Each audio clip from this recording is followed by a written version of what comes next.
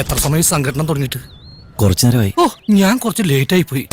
സഖാവ് സ്വരാജ് നിലപാടുകളുടെ രാജകുമാരനാണ്. എന്നിട്ട് അതുകൊണ്ട് നിലപാടുകളുടെ രാജകുമാരനായ സഖാവ് സ്വരാജിനെ നിലമ്പൂരിൻ്റെ രാജകുമാരനാക്കാൻ കഴിയുന്ന ഒരു ജനവിധിയാണ് ഇവിടെ ഉണ്ടാകാൻ പോകുന്നത് എന്ന് ഇന്ന് ഈ മണ്ണിൽ ചവിട്ടി നിൽക്കുമ്പോൾ ഈ നാട്ടിലെ ജനങ്ങളുടെ വികാര തുടുപ്പ് അറിഞ്ഞുകൊണ്ട് ഞാൻ പറയുകയാണ്. സ്വരാജിനെ സ്ഥാനാർത്ഥിയാക്കുമ്പോൾ എന്താണ് സ്വരാജിൻ്റെ പ്രത്യേകത? മല ഇളകി വന്നാലും, ഏത് ഭീകരവാദികൾ എങ്ങനെ ഇളകി വന്നാലും, ഏത് വർഗീയവാദികൾ എങ്ങനെ വന്നാലും നിലപാടുകളുടെ കാര്യത്തിൽ സ്ഥൈര്യമുള്ള നേതാവാണ് സഖാവ് എം സ്വരാജ്. അതെ, അതാ എന്റെ പ്രത്യേകത. BJP വിരുദ്ധ പോരാട്ടം നടത്തുന്ന സന്ദീപ് വാര്യർ അന്ന് BJP-യിലായിരുന്നു. ഇപ്പോൾ BJP വിരുദ്ധ പോരാട്ടം തുടങ്ങിയിട്ടുണ്ട്. ബാബർ മസ്ജിദ് പൊളിക്കാൻ നടന്ന സന്ദീപ് വാര്യർക്ക് സ്വരാജിനെ അന്ന് ഇഷ്ടപ്പെട്ട് കാണുകയില്ല. ഈ ഭീകരവാദി, വർഗീയവാദി എന്നൊക്കെ വിളിച്ചു, തീവ്രവാദി എന്ന് വിളിച്ചു കേൾക്കുമ്പോൾ ഇതൊക്കെ കേൾക്കുന്ന ഞെട്ടുമ്പോൾ ഒരു സന്ദീപ് വാര്യരെ കുറിച്ച് ഞാൻ അത്ഭുതപ്പെട്ടു പോവുകയാണ്. കാരണം ഇതിൻ്റെ എല്ലാം ആസ്ഥാന സർവകലാശാലയാണ് സന്ദീപ് വാര്യർ. പ്രിയങ്ക ഗാന്ധി നിലമ്പൂർ കൂടി ഉൾക്കൊള്ളുന്ന വയനാട്ട് MP ആണ്. അവരെ ജയിപ്പിച്ച അവരുടെ ഭൂരിപക്ഷം അത് തീവ്രവാദികളുടെയും വർഗീയവാദികളുടെയും വോട്ടാണ് എന്ന് CPM പറഞ്ഞാണ്. അത് തിരുത്തിയിട്ടില്ല ഇതുവരെ. അങ്ങനെ വരാൻ വഴിയില്ലല്ലോ. പക്ഷെ അങ്ങനെ വന്നല്ലോ. ഇനി എങ്ങാനും സ്വരാജ് തോറ്റുപോവുകയും ആര്യാടൻ ഷൗക്കത്ത് ജയിക്കുകയും ചെയ്താൽ അവിടെയും ഈ പറയുന്ന തീവ്രവാദികൾ ജയിപ്പിച്ചതാണെന്നുള്ള വാദം നിങ്ങൾ കൊണ്ടുവരുമോ? അല്ല, ഈ സ്വരാജ് തോറ്റുപോകുന്നൊരു വാക്ക് നിങ്ങൾ പറയേണ്ട കാര്യമില്ല.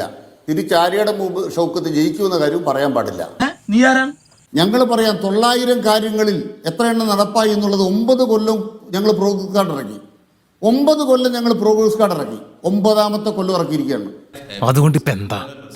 2000-ലേറെ കോടി രൂപയുടെ വികസനം ഇവിടെ നടന്നു വന്ന് നവകേരള സദസ്സിന്റെ വേദിയിൽ അന്നത്തെ MLA പ്രസംഗിച്ചപ്പോൾ ഈ പിണറായി വിജയൻ അടക്കമുള്ള മന്ത്രിമാരാണ് ഇത് വാരിക്കോരി തന്നത്. കേൾക്കാൻ നല്ല രസമുണ്ട്. നിങ്ങൾ കാണാം, ഞാനിപ്പോൾ ഇരിക്കുന്ന ഈ പഞ്ചായത്തിൽ 1000 വീടുകളാണ് ലൈഫ് മിഷനിൽ വെച്ചത്. ഈ പഞ്ചായത്തിൽ 1000 വീടുകൾ ലൈഫ് മിഷൻ വെച്ചിരിക്കുന്നു ഈ പഞ്ചായത്തിൽ. ഇതെല്ലാം നാട്ടിലെ ജനങ്ങളോട് കാണുകയല്ലേ. കഴിഞ്ഞ ലോകസഭാ തെരഞ്ഞെടുപ്പിന്റെ രാഷ്ട്രീയം മാറി. ലോകസഭാ തെരഞ്ഞെടുപ്പിന്റെ രാഷ്ട്രീയം മാറി. കാരണം എന്താണെന്ന് വെച്ചാൽ ദേശീയ രാഷ്ട്രീയത്തിൽ പൊക്കം കൂടുതൽ കോൺഗ്രസിനാണെന്നുകൊണ്ടാണ് ദേശീയ രാഷ്ട്രീയത്തിൽ കോൺഗ്രസിന് വോട്ട് കിട്ടിയത്. അല്ലാണ്ട് കോൺഗ്രസ്സുകാരുടെ ഗുണനിലവാരം കൊണ്ടല്ല. ഇതിപ്പം അന്ന് പോലെ പറഞ്ഞുകൊണ്ടിരിക്കുന്ന ആരോ പറഞ്ഞ് പഠിപ്പിച്ചു വിട്ടാൽ മതി. CPM-ന്റെ സംസ്ഥാന സെക്രട്ടേറിയറ്റ് യോഗം ചേർന്നാണ് അതിൻ്റെ സ്ഥാനാർത്ഥിയെ തീരുമാനിക്കുന്നത്. അല്ലാണ്ട് സോണിയാഗാന്ധിയുടെ അടുക്കളയിലോ RSSന്റെ ചായക്കടയിലോ RSS നടത്തുന്ന ഏതെങ്കിലും പീഡികപ്പെട്ട തിണ്ണയിലോ വെച്ച് സ്ഥാനാർത്ഥിയെ തീരുമാനിക്കാനാവില്ല. സന്ദീപ് വാര്യർക്ക് 2 അനുഭവം ഉണ്ടല്ലോ. അമ്മാവൻ കാര്യമായിട്ട് ചൊറിയുന്നുണ്ടല്ലോ. അമ്മാവൻ ചൊറിഞ്ഞൊറിഞ്ഞ് തല്ലു വെച്ച് കൂട്ടുന്നു. അദ്ദേഹത്തിന് പിണറായി സർക്കാരിൻ്റെ 9 കൊല്ലക്കാലത്ത് 8 കൊല്ലക്കാലം അദ്ദേഹം BJP-യിലും അവസാനത്തെ ഒരു കൊല്ലക്കാലമോ 3/4 കൊല്ലക്കാലമോ കോൺഗ്രസിലുമാണല്ലോ. ഇനി ഞാൻ മറ്റൊരു കാര്യം പറയാം. എന്താന്ന് വെച്ചാ ഒന്ന് പറഞ്ഞു തുലക്കടോ. ED കേസെടുത്തിരിക്കുന്നു CPM-നെ പ്രതിയാക്കിയിട്ട്.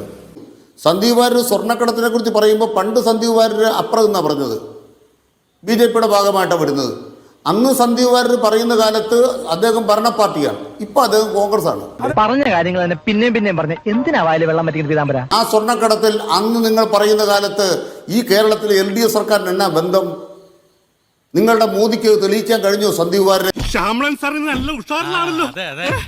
ഈ കേരളത്തിനകത്തെ 140 മണ്ഡലങ്ങളിലും ഏറ്റവും ചെറിയ ന്യൂനപക്ഷമാണ് ഇവിടുത്തെ കാവി, ഇവിടുത്തെ ഭീകരവാദി. സന്ദീപ് വാര്യർ ആയുസിന്റെ ഭൂരിഭാഗം കാലം ചെലവഴിച്ചിട്ടും ഈ മലപ്പുറംകാരെ കാവി ഭീകരന്മാരാക്കി മാറ്റാൻ, കാവി വർഗീയവാദികളാക്കാൻ സന്ദീപ് വാര്യർക്ക് അന്ന് സാധിച്ചിട്ടില്ല. പക്ഷെ സന്ദീപ് വാര്യരുടെ രാഷ്ട്രീയം ഈ മലമ്പുഴയിലെ ജനങ്ങൾ, മലപ്പുറത്തെ ജനങ്ങൾ അല്ലെങ്കിൽ ഇവിടുത്തെ ഈ പറയുന്ന നിലമ്പൂരിലെ ജനങ്ങൾ സ്വീകരിച്ചിട്ടില്ല. സന്ദീപ് വാര്യർ പിന്നെ തുടങ്ങിയേക്കാം. ഇവിടെ വാസ്തവത്തില് BJP-യുടെ വക്താവിന്റെ ശബ്ദവും അനിൽകുമാറിന്റെ ശബ്ദവും ഒരുപോലെ ഇരിക്കുന്നു എന്ന് പ്രേക്ഷകർക്ക് തോന്നിക്കഴിഞ്ഞാൽ കുറ്റം പറയാൻ പറ്റില്ല. നോക്കൂ, ഞാൻ RSS നിന്നും BJP-ന്ന് ഇറങ്ങിപ്പോന്നതിന് മാരാർജി ഭവനിൽ ഉണ്ടാവേണ്ട കരച്ചിലുണ്ടാവുന്ന AKG സെന്റർ എന്നല്ലേ? ഞാൻ അതിന് വിട്ടു പോന്ന് മതേതര പ്രസ്ഥാനത്തിന്റെ ഭാഗമായിട്ടുണ്ടെങ്കിൽ നിങ്ങൾ എന്തിനാണ് ദുഃഖിക്കുന്നത്? നിങ്ങൾ സന്തോഷിക്കുകയല്ലേ വേണ്ടത്? ഞാൻ ചോദിക്കുക, കോൺഗ്രസിനും BJP-ക്കും വേണ്ടി ഒരുപോലെ വർത്താനം പറയേണ്ടി വരുന്ന ഗതികേടാണ്. നിങ്ങൾ OK വാസുവിനെ സൈനിനെ കുറിച്ച് ഇതാണോ പറയുന്നത്? നിങ്ങൾ സൈനിനെ കുറിച്ച് ഇതാണോ പറയുന്നത്? േക്കാൾ സങ്കടം അനിൽകുമാറിനും CPM പുറത്തു പോയാൽ എന്തിനാ CPM-മാർക്ക് എത്ര വിഷമം? എന്തിനാ സഖാക്കൾക്ക് എത്ര വിഷമം? ശരി, സന്ദീപ് എന്തിനാ please. AKG സെന്റർ ഇങ്ങനെ കൂട്ടക്കരച്ചില്? നിങ്ങളെ പോലെ കെട്ടത് വർഗീയവാദിയെ കേരളം കണ്ടിട്ടില്ല. അപ്പൊ അനിൽകുമാർ വർഗീയവാദി സന്ദീപിനെയാണ്. അതാണ് സന്ദീപിന്റെ പ്രശ്നം. നാണംകെട്ട വർഗീയവാദിയാണ്. ഞാൻ പറയണ കേട്ടോ, നല്ല കുട്ടിയാണ് പറഞ്ഞത്. സർട്ടിഫിക്കറ്റ് എന്റെ വീട്ടിൽ CPM കേന്ദ്ര കമ്മിറ്റി അംഗം തന്ന സർട്ടിഫിക്കറ്റ് ഉണ്ട്.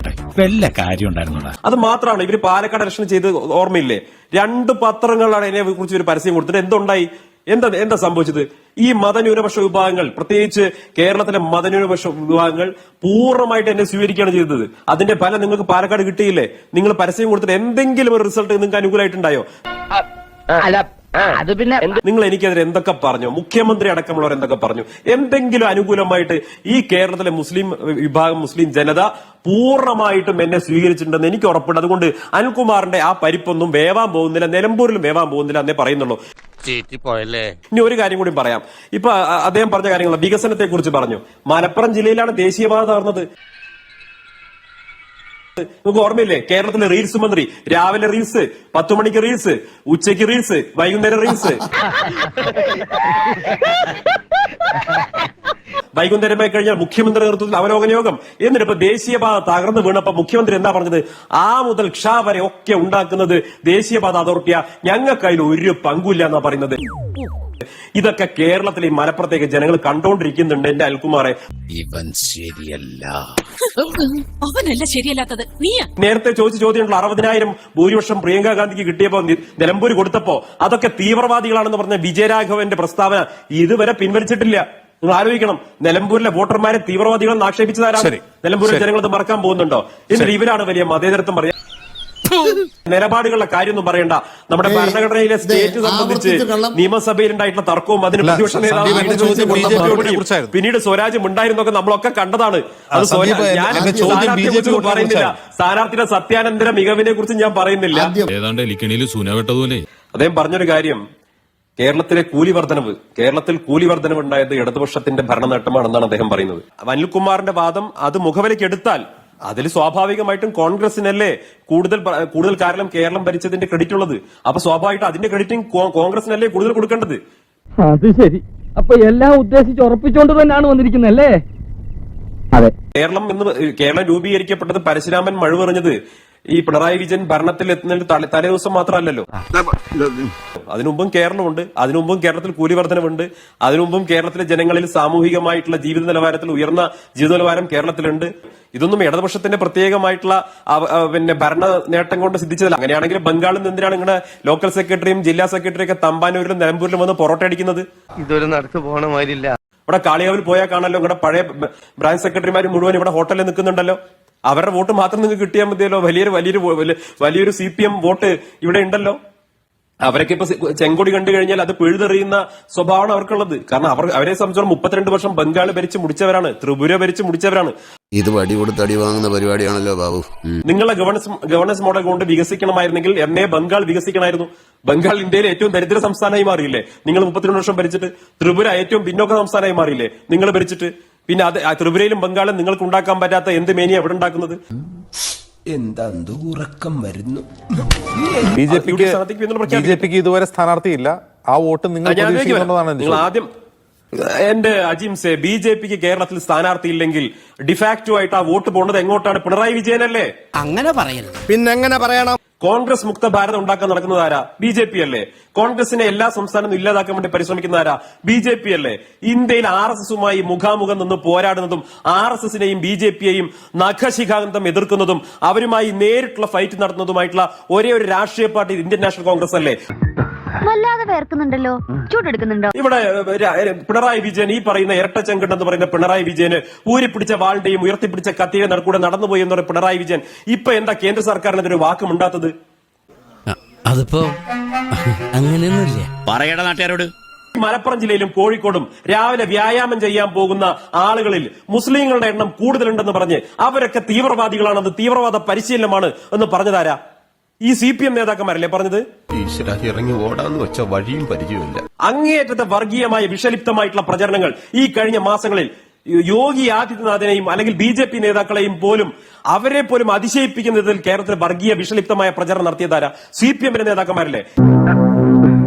ഇനി ഇവിടെ നിന്ന് അഴിവണ്ടാവാ, നമുക്ക് അങ്ങോട്ട് മാറിയിക്കാം. തൽക്കാലം ഇത്രയും മതി. വരട്ടെ.